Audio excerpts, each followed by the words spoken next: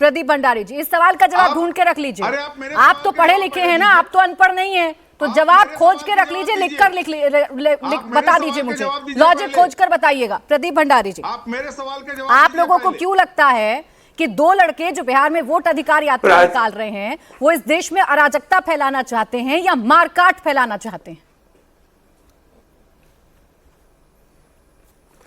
प्राची जी, आज देश से पूरे विपक्ष को और राहुल गांधी को माफी मांगनी चाहिए, रुक जाएं क्योंकि प्लीज। महाराष्ट्र के अंदर जो ये झूठ फैला रहे थे, सुप्रीम कोर्ट ने इनकी पिटीशन को डिसमिस कर दिया। अनवर पाशा जी, अपने शब्दों की मर्यादा रखिएगा। अनवर पाशा जी एक सेकंड, प्रदीप भंडारी जी, प्रदीप भंडारी जी एक सेकंड रुक जाइए। अनवर पाशा जी यहाँ मेरे शो पर आए हैं, शब्दों की मर्यादा रखिएगा, ये ऐसे शब्दों का इस्तेमाल करिएगा, मैं आपको इजाजत नहीं दूंगी बोलने की। आवाज कम रखिए उनकी। बोलिए प्रदीप भंडारी जी। जवाब सुनो, अगर दम में जवाब सुनो। प्रदीप भंडारी जी बोलिए। आज देश के सामने राहुल गांधी को माफी मांगनी चाहिए और साष्टांग माफी मांगनी चाहिए, क्योंकि आज सुप्रीम कोर्ट ने राहुल गांधी के झूठ को वापस से पर्दाफाश कर दिया।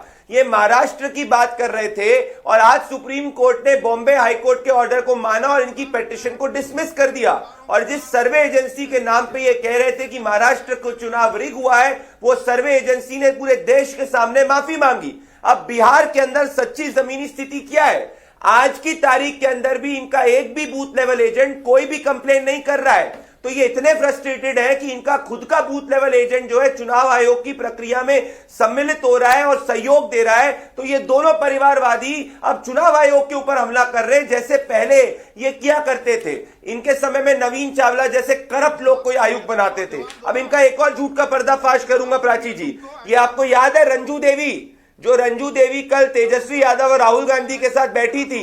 अब उसका सच्चा वीडियो आया जिसमें वो रंजू देवी ये कह रही है कि उसको तो कहा गया था सिर्फ राहुल गांधी से मिलने के लिए बात करी जाएगी और तेजस्वी यादव से मिलने के लिए जाएगी।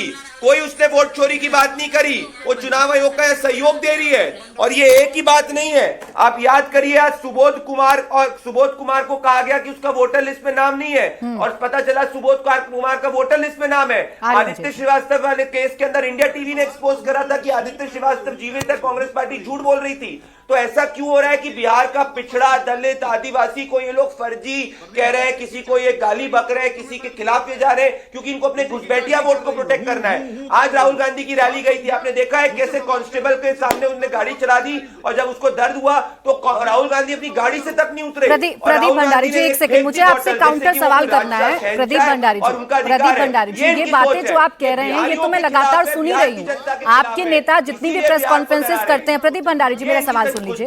प्रदीप भंडारी जी मेरा सवाल सुन लीजिए। इतनी बड़ी साजिश और इतनी गंभीर साजिश अगर इस देश में हो रही है और आप लोगों को ये लग रहा है कि इस देश में बांग्लादेश जैसी और श्रीलंका जैसी स्थिति पैदा करने की कोशिश की जा रही है, अगर आप लोगों को ये लग रहा है कि राहुल गांधी और तेजस्वी यादव इस समाज को बांटने का काम कर रहे हैं, मारकाट फैलाने की कोशिश कर रहे हैं, तो आप क्यों हाथ पर हाथ धरे बैठे हैं?